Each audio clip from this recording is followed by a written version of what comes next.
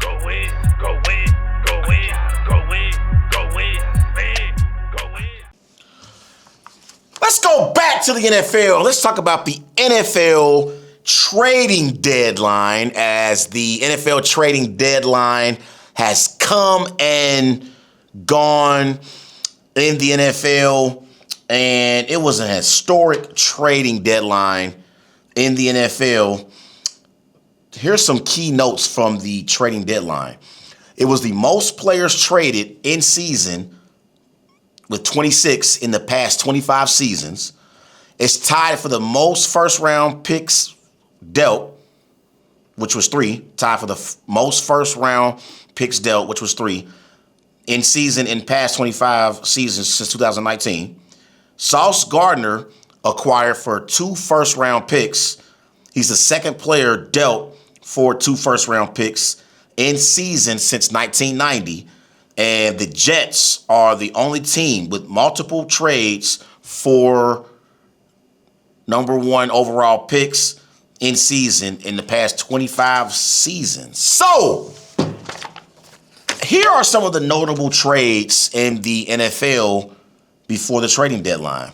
The Jacksonville Jaguars, they traded for Jacoby Myers. His previous team was the Las Vegas Raiders. The Cowboys made a trade for linebacker Logan Wilson. His previous team was the Cincinnati Bengals. The Eagles made 2 moves. They traded for Jalen Phillips. He was previously on the Dolphins. Jair Alexander was previously on the Ravens. He is now a member of the Eagles. And the Colts made a big move, trading for Sauce Gardner. Obviously, his previous team was the New York Jets. And the Seahawks made a big move. They traded for Rashid Shaheed. He previously played for the New Orleans Saints. So, my biggest winners for the NFL trading deadline were the Philadelphia Eagles. The Philadelphia Eagles are at it again. General Manager Howie Roseman has done it again for the Philadelphia Eagles.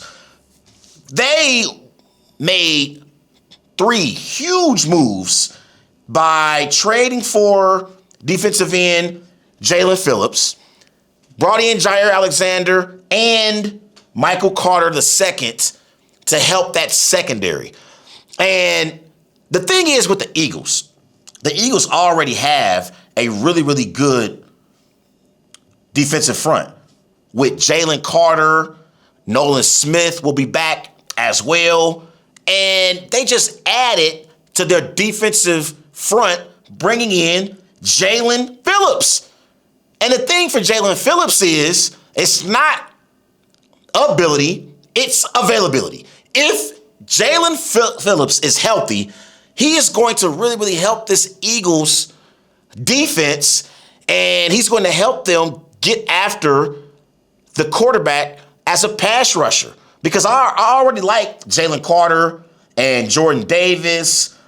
Again, they're going to get back Nolan Smith as well at some point this season. And that secondary for the Eagles, they've been okay, but maybe Jair Alexander still has something left in the tank. And now you bring in a Michael Carter II from the Jets. That really, really helps the Eagles defense.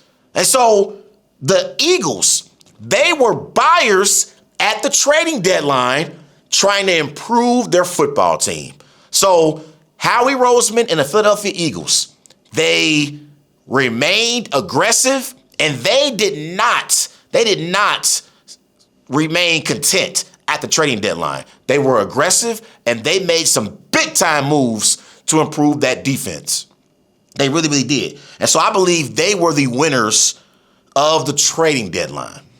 Now, the team that I believe were the losers of the trading deadline were the Pittsburgh Steelers.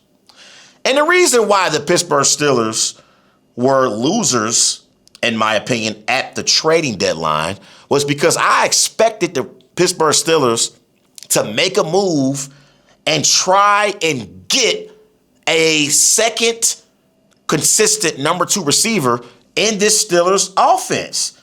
I'm looking at the Pittsburgh Steelers this year.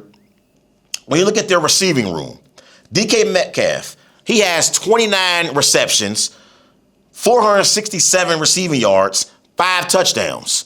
Their next best receiver is Kenneth Gainwell, who's a running back.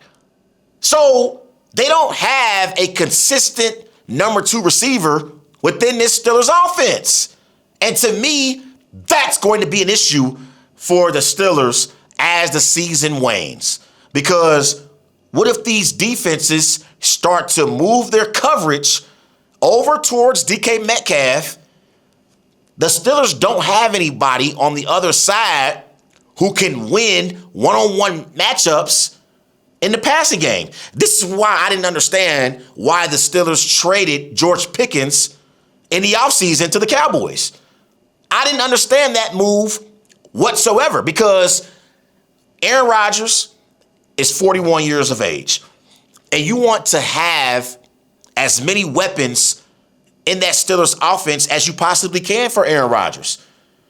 And if you have DK Metcalf and George Pickens as your number 1 and number 2 receivers on your team, then I believe that makes the Steelers receivers a tremendous dynamic duo like T. Higgins and Jamar Chase, like Devontae Smith and A.J. Brown. But they decided to trade George Pickens to the Cowboys, and now Kenneth Gainwell is second in receiving yards in their offense. And I'm the receiver that's next and on the receiving yards is Calvin Austin. But he is ranked 5th in receiving yards in the Steelers receiving room. Calvin Austin, 19 receptions, 223 receiving yards for the season. So to me, the Steelers were the biggest losers of the trading deadline because they did not trade for a true number 2 receiver to add alongside DK Metcalf. And I believe that could be frustrating for Aaron Rodgers and Mike Tomlin in this Steelers offense as the season progresses. So I think the Steelers were the biggest losers of the trading deadline. Another team that I thought made a huge move and really improved their football team, the Seattle Seahawks. The Seattle Seahawks trading for Rashid Shaheed was huge for their offense and Sam Darnold because Shaheed is going to take the top off of the opposing team's defenses and help the Seahawks in their passing game. They already have Smith and Jigba, who's been balling for the Seahawks this year. I mean, Smith and Jigba already has over 900 receiving yards, and he is performing at a very, very elite level, and he's the number 1 target for Sam Darnold in this Seahawks offense. But now that they have traded for Rashid Shaheed, that really improves their offense and their vertical passing game because Shaheed is a true deep threat. Rashid Shaheed, he has the 3rd most 40-yard touchdowns in the NFL since 2022. Only Jamar Chase and Tyreek Hill have more. Chase has 13 40-yard touchdowns since 2022, and Tyreek Hill has 12 40-yard touchdowns since 2022. And I'm looking at Shaheed this season. Targets per game, 7.3. 4.9 receptions per game. He averages 55 receiving yards per game, 2 touchdowns. So he is really going to help this Seahawks offense that's already dynamic with Smith and Jigba, with Cooper Kupp.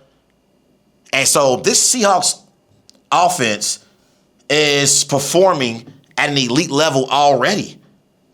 They're already performing at an elite level. I'm looking at the Seahawks offensively. They're ranked 4th in the NFL in passing yards.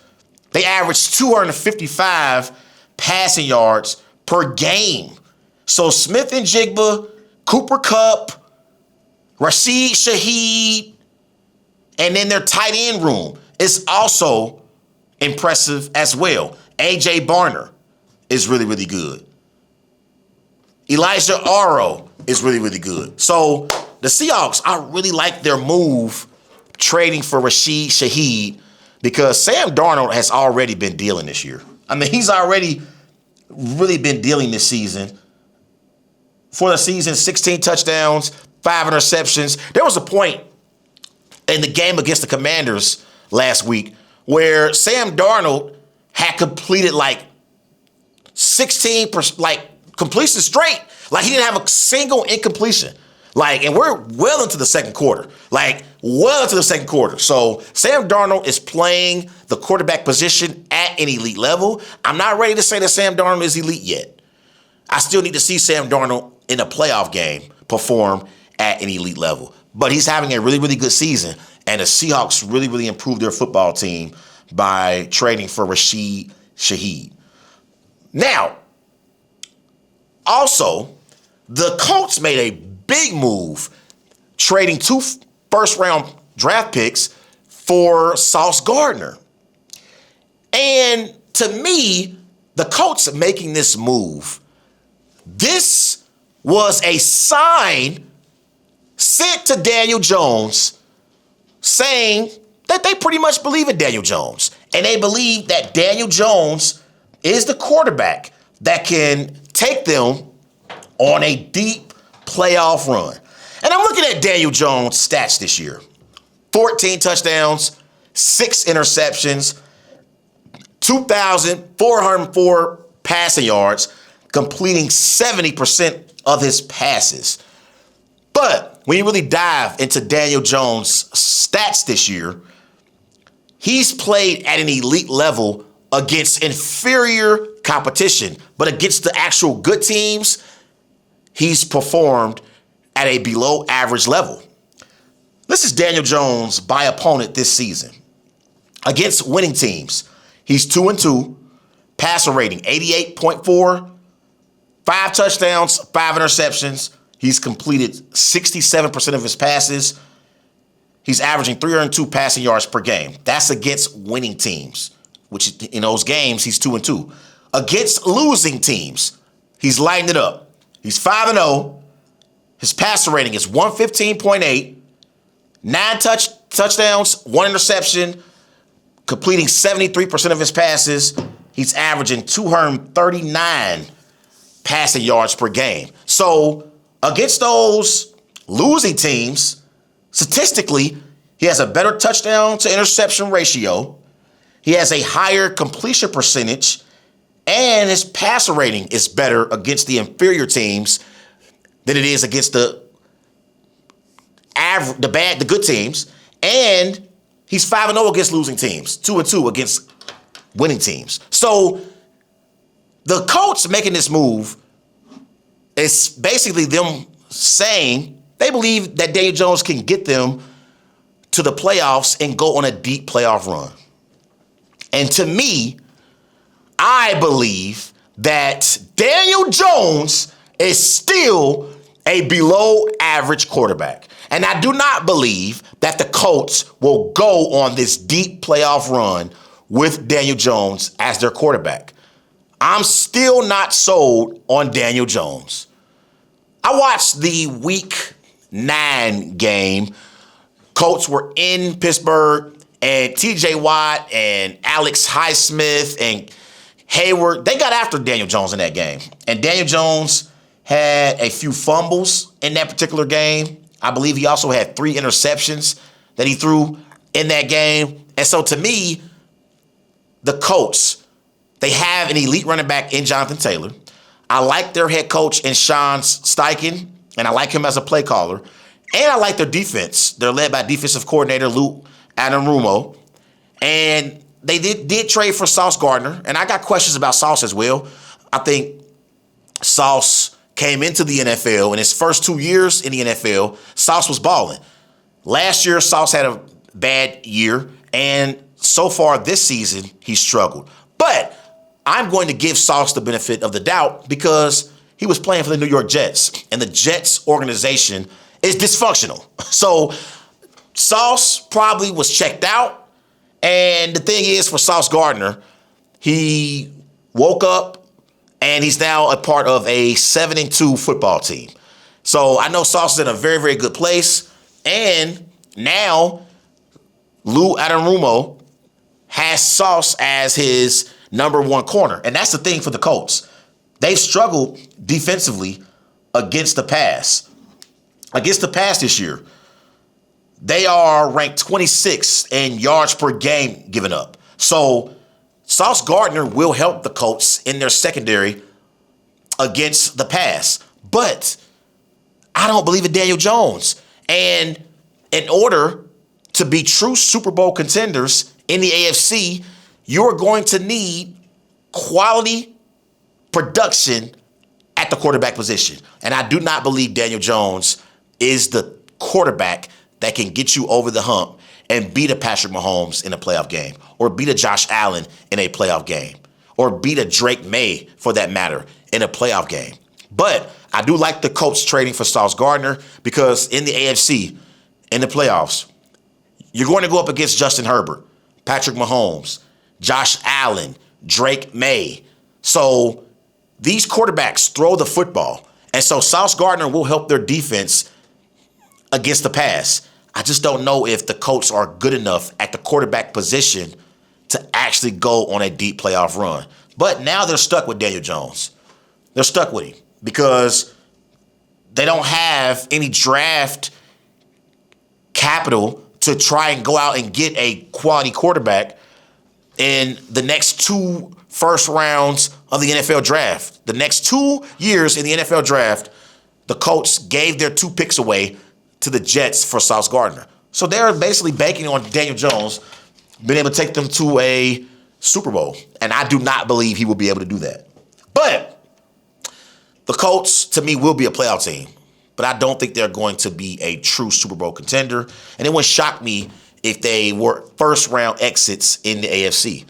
But those are my thoughts on the NFL trading deadline. The Cowboys did trade for Quentin Williams as well. And I think Quentin Williams will help the Cowboys next year and beyond. But this season, the Cowboys' season is over. They're 3-5-1. And the Cowboys' next 3 games, they are going up against the Lions. Here's the Cowboys' next 3 games. They got a bye in week 10. But, okay, they got the Raiders week 11. Week 12, they are home against the Eagles. That's a loss. Week 13, they are home against the Chiefs. That's a loss. And week 14, they are in Detroit against the Lions. That also will be a loss. So the Cowboys season is over. They're 3-5-1. They'll probably beat the Raiders in week 11. So they'll be 4-5-1. But then they will fall to 4-8-1 because they will lose to the Eagles, Chiefs, and Lions. So their season is over. But they did make a move. So maybe Cowboy fans can be optimistic about their team moving forward because Jerry Jones did make a move. But those are my thoughts on the NFL trading deadline.